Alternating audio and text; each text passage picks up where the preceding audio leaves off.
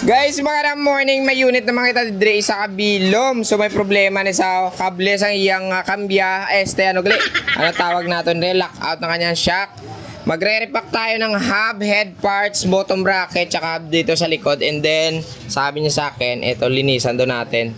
Tanggalin na natin to. Kailangan baklasin to. And then, yung shifter niya, tatanggalin din natin ang dumi. So, kailangan bubungkagin muna natin. So, tara, let's go! So, ito yung link niya. Kailangan natin palasin ito. Ayan.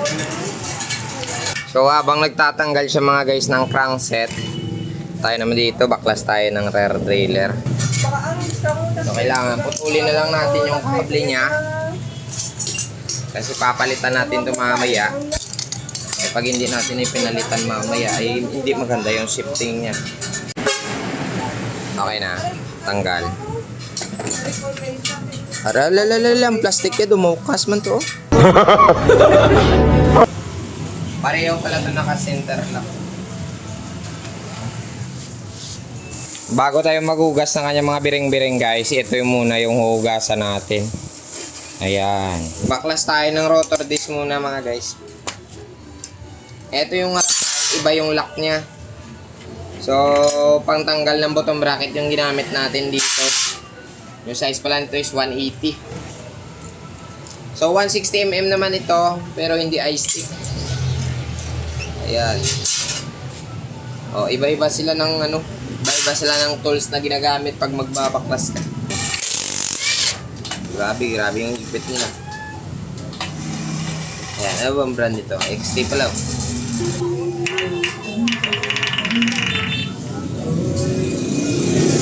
Ayan, lumabas.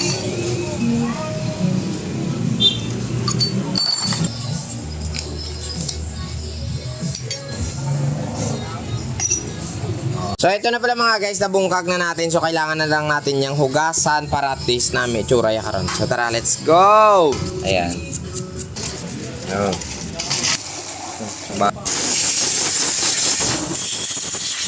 So ari na guys, finally. Ikakabit na rin natin yung yung chain ring niya. So numero 40 na yung bakal. Be? Oo, number 40 yung chain ring niya, oh.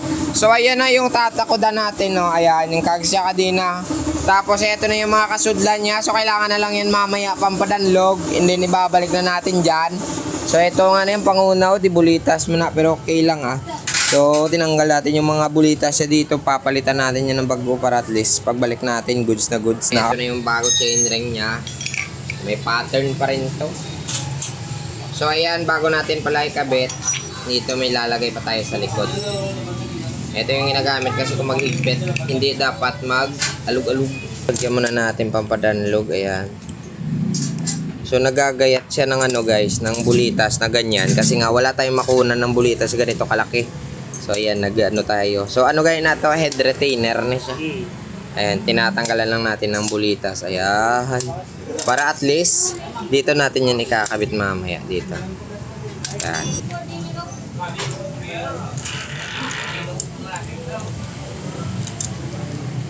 Ayun, pumasok. Grabe. And then, ito na. Ayan na siya. Yun. Ganyan. Tamang-tama yan. Ngayon, maglalagay na tayo ng center lock na rotor.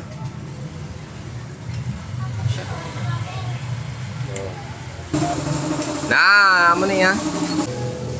Lagay tayo muna ng pampadanlog bago natin ipasok yung bottom bracket. Yun.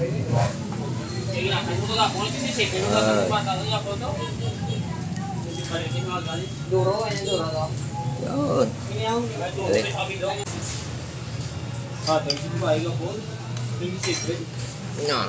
Ito na, maglalagay na tayo ng ang smooth niya. Tapos head parts. Check mo kalawang hindi. Ha? Kuya Balo. May balaw. Low kay. Ito na yung. Ay, di po tagit. Maglilinis na lang tayo ng rear driller tsaka yung shifter.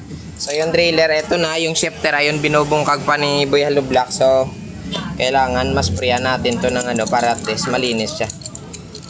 Yan. Tanggal muna tayo ng kanyang pulley. Ito pa. Ayan. Yun o.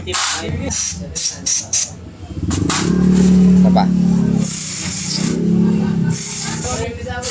Parang kukulangin yung spray natin. Big po ba? So eto na guys, finally natapos na rin natin shifter tsaka driller mga guys sa paglinis. So kailangan na lang yan ibabalik and then kakabit na natin dito sa ating bilom na unit. So tara, kabit na natin to. Apoy ka, apoy na ko.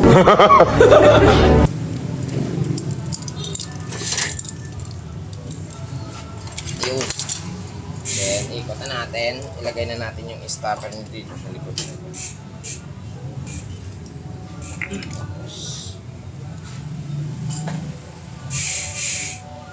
Yo. Ayan na siya, oh. Agay. Gago! So, kailangan ito putulan guys para at least hindi delikado sa ating driller. Yung sa mga galantaw. O yan, imalmate. Putulan mo talaga ha. Huwag mong lukutin. Ginaganon pa nila. Ginaganon pa nila. Wala na yan. Tapon mo na yan. Wow!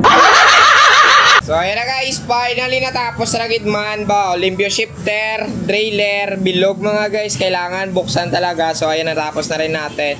So eto na po yung unit natin na bilo mo na ano ng outfit niya. No? Baka namin nagidman sa Tagwaya. So madamo ka salamat, ang tan lang kita didre kinakapoy, nagis manino ninyo, tani, na-enjoy ka mo sa akong yubra. God bless.